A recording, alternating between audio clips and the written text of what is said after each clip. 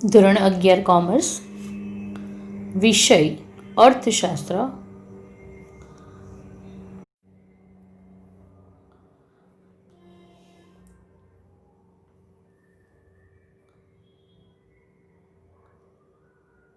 પ્રકરણ જે છે એ 9મું છે અને એ છે રાષ્ટ્રીય આવક, જેને આપણે નેશનલ ઇન્કમના નામથી ઓળખીએ છીએ. રાષ્ટ્રીય આવકનો સંદર્ભ સમજતા પહેલાં આપણે વાત કરીએ તો જ્યારે આપણે કોઈ એક કુટુંબની વાત કરીએ તો એક કુટુંબ જે છે એ કુટુંબની અંદર ધારો કે 3 સભ્યો જે છે એ કમાનાર સભ્યો છે, એટલે અર્નિંગ મેમ્બર્સ છે. તો આ 3 સભ્યો અલગ અલગ ક્ષેત્રમાં કામ કરતા હોય અને એમાંથી એમને જે કંઈ આવક મળે, આ આવકનો જો આપણે સરવાળો કરીએ તો એને આપણે એક કુટુંબની આવક કહીશું. કુટુંબ જે છે એ તમે જોશો તો એકમલક્ષી ખ્યાલ છે. અર્થતંત્રના કોઈ એક ઘટકનો જ્યારે અભ્યાસ કરીએ છીએ તો એને આપણે એકમલક્ષી અર્થશાસ્ત્ર કહીએ છીએ. તો એવી જ રીતે અર્થશાસ્ત્રનો બીજો જે ભાગ પડે છે જેને આપણે સમગ્રલક્ષી અર્થશાસ્ત્ર અથવા બૃહદલક્ષી અર્થશાસ્ત્રના નામેથી ઓળખીએ છીએ. જ્યારે સમગ્ર બાબતનો આપણે અભ્યાસ કરતા હોય, અર્થતંત્રના કોઈ એક કુટુંબનો અભ્યાસ કરવાને બદલે જ્યારે કોઈ અર્થતંત્રમાં જેટલા પણ કુટુંબો છે, આ બધા જ કુટુંબોની, તો અર્થતંત્રના તમામ કુટુંબો છે એની આવકનો જો આપણે અભ્યાસ કરીએ તો આ જે ખ્યાલ છે એને આપણે સમગ્રલક્ષી ખ્યાલ કહીશું. તો સૌથી પહેલી બાબત તમારે જે ધ્યાન રાખવાની છે એ છે કે રાષ્ટ્રીય આવકનો ખ્યાલ એ સમગ્રલક્ષી ખ્યાલ છે, જેને આપણે બૃહદલક્ષી ખ્યાલ તરીકે પણ ઓળખીએ છીએ. તો અર્થશાસ્ત્ર આપણે ભણીએ છીએ એમાં 2 પાર્ટ પડે છે, માઇક્રો ઇકોનોમિક્સ અને મેક્રો ઇકોનોમિક્સ. એકમલક્ષી અર્થશાસ્ત્રને આપણે માઇક્રો ઇકોનોમિક્સ કહીએ છીએ, સૂક્ષ્મ બાબતનો અભ્યાસ કરીએ છીએ. જ્યારે સમગ્રલક્ષી અર્થશાસ્ત્રની વાત કરીએ તો એને આપણે મેક્રો ઇકોનોમિક્સ કહીએ છીએ.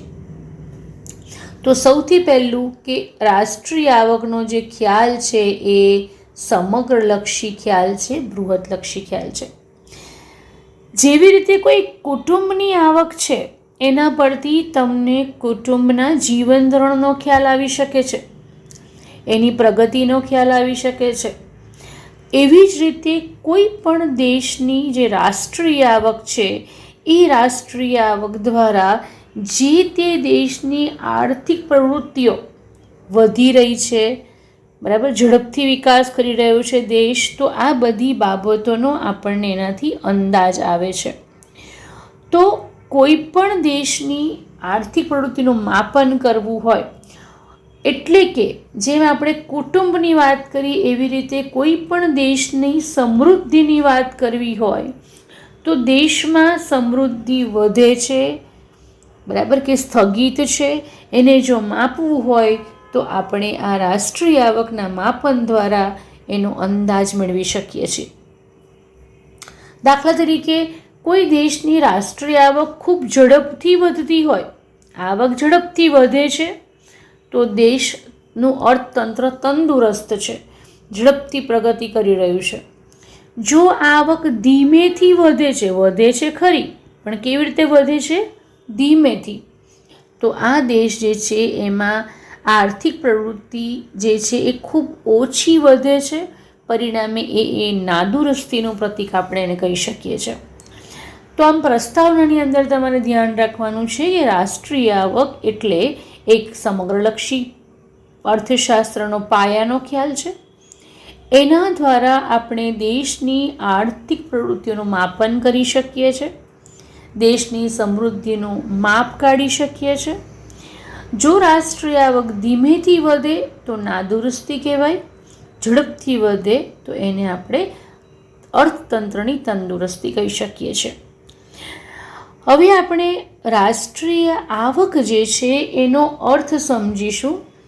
તો રાષ્ટ્રીય આવકના અર્થને સમજવા માટે સૌથી પહેલાં આપણે એનો સામાન્ય અર્થ સમજીશું. સામાન્ય અર્થ એટલે અર્થશાસ્ત્રની ભાષામાં જ. પણ આપણે જો આ જે પ્રસ્તાવના સમજ્યા એના આધારે રાષ્ટ્રીય આવકનો એક સામાન્ય અર્થ લખવો હોય તો આપણે આવું કહી શકીએ કે એક વર્ષના સમયગાળા દરમિયાન અથવા તો વર્ષ દરમિયાન કોઈ પણ દેશનું જે અર્થતંત્ર હોય, આ અર્થતંત્રમાં તમે જાણો છો કે 3 ક્ષેત્ર કામ કરતા હોય. ખેતી, જેને આપણે વધારે વિસ્તૃત સંદર્ભમાં પ્રાથમિક ક્ષેત્ર પણ કહીએ છીએ, ઉદ્યોગ ક્ષેત્ર અને સેવા ક્ષેત્ર. તો વર્ષ દરમિયાન દેશના 3 ક્ષેત્રો છે એમાં જે કુલ ઉત્પાદન થાય છે એનું જે કંઈ નાણાકીય મૂલ્ય હોય એને આપણે રાષ્ટ્રીય આવક કહીએ છીએ. ખેતી ક્ષેત્રમાં જે પણ ઉત્પાદન થયું, બરાબર, અનાજના પાકો થયા, ધાન્ય પાકો થયા, રોકડિયા પાકો થયા, ઉદ્યોગ ક્ષેત્રમાં જે પણ ઉત્પાદનો થયા, સેવા ક્ષેત્રમાં જે પણ સેવાઓનું ઉત્પાદન થયું, આ તમામનું નાણાકીય મૂલ્ય. હવે નાણાકીય મૂલ્ય શબ્દ જ્યારે પણ આપણે વાપરીએ તો એનો અર્થ થાય બજાર ભાવ. અત્યારે ચાલુ વર્ષે આપણે જે વર્ષની આવક ગણતા હોઈએ એ વર્ષે કોઈ પણ વસ્તુનો બજારમાં જે કંઈ ભાવ ચાલતો હોય એ ભાવ વડે તમે જો આ મૂલ્ય આંકો તો એનો જે કંઈ સરવાળો મળે એને આપણે રાષ્ટ્રીય આવક કહીએ. દાખલા તરીકે આપણે જોઈએ તો ટેક એન એક્ઝામ્પલ કે કોઈ એક દેશના અર્થતંત્રની અંદર એક વર્ષના સમયગાળા દરમિયાન આપણે સમજવા માટે એવું વિચારીએ છીએ કે કોઈ પણ દેશની અંદર ધારો કે એ, બી અને સી 3 વસ્તુનું ઉત્પાદન થાય છે. એ એટલે અહીંયા આપણે ખેતી ક્ષેત્રના ઉત્પાદનો સમજી લઈશું, બી એટલે ઉદ્યોગ, સી એટલે સેવા ક્ષેત્ર. તો અહીંયા જે પણ ઉત્પાદન થાય છે એ ઉત્પાદનોનું બજાર મૂલ્ય, દાખલા તરીકે એક સમજવા માટે આપણે લઈએ કે ફોર એક્ઝામ્પલ અહીંયા કપાસનો પાક થયો, બરાબર. તો એ કપાસ ધારો કે આપણે વિચાર્યું કે 1000 ગાંસડી કપાસનું ઉત્પાદન થયું, બરાબર. ટેક એન એક્ઝામ્પલ, એક ગાંસડીનો ભાવ ધારો કે 100 રૂપિયા હોય તો અહીંયા તમે જોશો તો 1 લાખ રૂપિયાનું ઉત્પાદન થયું. તમે એને વધુ સારી રીતે સમજવા માટે આપણે એઝ્યુમ કરી લઈએ કે કરોડ રૂપિયાની અંદર આ ઉત્પાદનો છે. બીજું ક્ષેત્ર ઉદ્યોગ છે. દાખલા તરીકે એમાં એસીના ઉત્પાદનની વાત કરીએ, એર કન્ડિશનર. તો ટેક એન એક્ઝામ્પલ, એનો ભાવ ધારો કે 30,000 રૂપિયા છે, બરાબર. અને આપણે આ જે સમયગાળો છે એ દરમિયાન ધારો કે આપણે 50,000 એસીનું ઉત્પાદન કર્યું. તમને સમજ પડે એટલા માટે અહીંયા આપણે થોડાક નાના આંકડા લઈએ છીએ. 50,000ને બદલે ધારો કે આપણે અહીંયા 50 જ લઈએ. 50 એસીના આપણે ઉત્પાદન કર્યા. જો એસીનો ભાવ જે છે એ 30,000 રૂપિયા હોય તો તમે ગણશો તો 5 તરી 15 અને 4 મીંડા મૂકીએ આપણે બીજા તો 1.5 લાખ રૂપિયા જે છે એટલું તમે અહીંયા ઉત્પાદન, 1.5 લાખ કરોડમાં ઉત્પાદન, ધારો કે આપણે કરોડ અહીંયા પણ આપણે ધારી લઈએ, બરાબર. ચાલો, એ જ રીતે ત્રીજું ક્ષેત્ર છે સેવા ક્ષેત્ર છે. દાખલા તરીકે સેવા ક્ષેત્રની અંદર આપણે વાત કરીએ તો વાહન વ્યવહારની સેવાઓ. તો વાહન વ્યવહારની જે કંઈ સેવાઓ છે એ દ્વારા એક વર્ષ દરમિયાન ધારો કે 5 લાખ રૂપિયાની સેવાઓ પૂરી પાડવામાં આવી. Now you add up all this figures તો તમે જોશો તો 7.5 લાખ રૂપિયા થયા. તો આ રીતે વિવિધ ક્ષેત્રોમાં જે કંઈ ઉત્પાદનો થાય છે એ ઉત્પાદનોનું જે બજાર મૂલ્ય છે એ બજાર મૂલ્યનો સરવાળો કરીએ તો એને આપણે રાષ્ટ્રીય આવક કહીએ છીએ. ફરી એકવાર જોઈ લઈએ. રાષ્ટ્રીય આવક એટલે વર્ષ દરમિયાન ખેતી, ઉદ્યોગ અને સેવા ક્ષેત્રમાં થતા કુલ ઉત્પાદનના નાણાકીય મૂલ્યને રાષ્ટ્રીય આવક કહેવામાં આવે છે.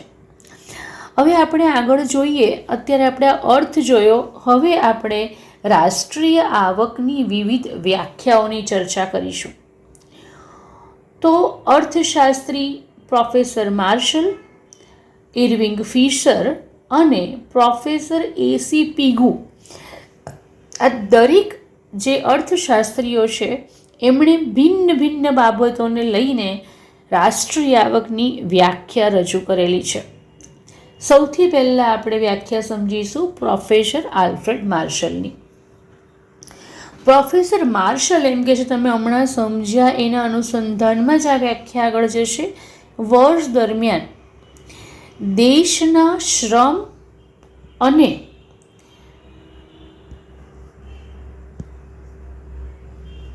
મૂડીનો કુદરતી સંપત્તિ સાથે સહયોગ થવાથી જે ભૌતિક અને અભૌતિક વસ્તુઓનું ચોખ્ખું ઉત્પાદન થાય છે તેને રાષ્ટ્રીય આવક કહે છે. બરાબર. અહીંયા એક શબ્દ ઉમેરું છું, તેના પ્રમાણને. અહીંયા લખીશું આપણે તેના પ્રમાણને દેશની રાષ્ટ્રીય આવક કહીએ છીએ.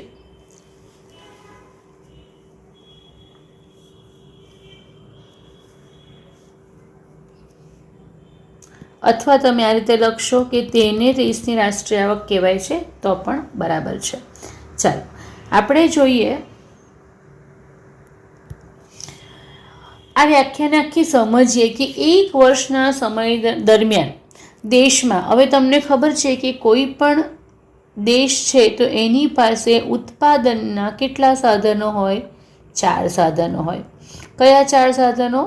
તો જમીન, મૂડી, શ્રમ અને નિયોજક. આ 4 ઉત્પાદનના સાધનો છે. તો આમાંથી તમે વાત કરશો તો ઉત્પાદનના સાધનો શ્રમ અને મૂડી, કુદરતી સંપત્તિનો અર્થ અહીંયા શું લેવાનો છે આપણે? જમીન. બરાબર. તો કુદરતી સંપત્તિ જે કઈ છે એની સાથે સહયોગ કરે છે. એટલે કુદરતી સંપત્તિને વાપરવી હોય આપણે તો કોની જરૂર પડે? તો સૌથી પહેલાં તો માનવ શ્રમ જોઈએ. એકલો માનવ શ્રમ ન ચાલે. એમાંથી આપણે કોઈ પણ વસ્તુનું ઉત્પાદન કરવા માંગતા હોઈએ તો આપણને યંત્રોની જરૂર પડે. તો એને આપણે મૂડી કહીશું. અર્થશાસ્ત્રની ભાષામાં ઉત્પાદનનું માનવ સર્જિત સાધન એટલે મૂડી. તો શ્રમ અને મૂડીનો કુદરતી સંપત્તિ સાથે સહયોગ થાય. આ સહયોગ કરવાનું કામ કોણ કરે છે? નિયોજક. બરાબર. જે ઉત્પાદનના બાકીના સાધનોને ભેગા કરે છે અને ઉત્પાદન પ્રવૃત્તિ હાથ ધરે છે. અને એ દ્વારા એ જે ભૌતિક અને અભૌતિક, ભૌતિક એટલે કઈ બાબતો થઈ ગઈ? દ્રશ્ય. તમે સમજી ગયા છો. આગળ જોઈ શકાય એ તમામ ભૌતિક બાબતો થઈ. આપણે આગળ સમજ્યા કે કપાસનું ઉત્પાદન થયું તો આ ભૌતિક બાબત થઈ ગઈ. વાહન વ્યવહાર એ સેવા કહેવાય, એ અભૌતિક બાબત થઈ ગઈ. તો ભૌતિક અને અભૌતિક વસ્તુઓનું જે ચોખ્ખું ઉત્પાદન થાય છે એને આપણે દેશની શું કહીએ છીએ? રાષ્ટ્રીય આવક કહીએ છીએ. બરાબર. અહીંયા આપણે ચોખ્ખા ઉત્પાદન પર ભાર મૂક્યો છે. એટલા માટે આ જે વ્યાખ્યા છે એને આપણે ઉત્પાદનલક્ષી વ્યાખ્યા કહીએ છીએ. હવે આખી વ્યાખ્યા ફરી એકવાર. હંમેશા વ્યાખ્યા મોઢે કરીએ ત્યારે આવી રીતે ભાગ પાડીને મોઢે કરવાની. અને જ્યારે પણ કોઈ અર્થશાસ્ત્રીની આપેલી વ્યાખ્યા હોય તો અક્ષરશઃ તમારે આ જ વ્યાખ્યા લખવાની રહેશે. પ્રોફેસર આલ્ફ્રેડ માર્શલના મતે વર્ષ દરમિયાન દેશના શ્રમ અને મૂડીનો કુદરતી સંપત્તિ સાથે સહયોગ થવાથી જે ભૌતિક અને અભૌતિક વસ્તુઓનું ચોખ્ખું ઉત્પાદન થાય છે તેને દેશની રાષ્ટ્રીય આવક કહે છે. તો ખ્યાલ આવી ગયો હશે બધાને. હવે આપણે જોઈએ છે બીજી વ્યાખ્યા, અને આ બીજી વ્યાખ્યા જે છે એ પ્રોફેસર ઇરવિંગ ફિશરે આપી છે. એમણે જે વ્યાખ્યા આપી છે એમાં એમ કહ્યું છે, જ્યારે પણ આપણે રાષ્ટ્રીય આવકની વ્યાખ્યાની ચર્ચા કરીએ એટલે હંમેશા રાષ્ટ્રીય આવક જે છે તે એક વર્ષના સમય માટે જ મપાતી હોય. એટલે પહેલો શબ્દ હંમેશા આવશે વર્ષ દરમિયાન. હવે આપણે જે કંઈ ચીજ વસ્તુ અને સેવાનું ઉત્પાદન કરીએ છીએ તો એનો શું થવો જોઈએ? વપરાશ થવો જોઈએ. આ વપરાશ કોણ કરશે? તો દેશના જે કોઈ નાગરિકો છે, આ નાગરિકો દ્વારા એનો વપરાશ કરવામાં આવશે. તો એ દેશના નાગરિકો વર્ષ દરમિયાન જેટલા પ્રમાણમાં વસ્તુઓ અને સેવાનો પ્રત્યક્ષ વપરાશ કરે છે. અહીંયા પ્રત્યક્ષ વપરાશ શબ્દનો અર્થ આપણે સમજીએ તો જે વપરાશ કરવાથી માનવીની જરૂરિયાતો સીધી રીતે સંતોષાતી હોય,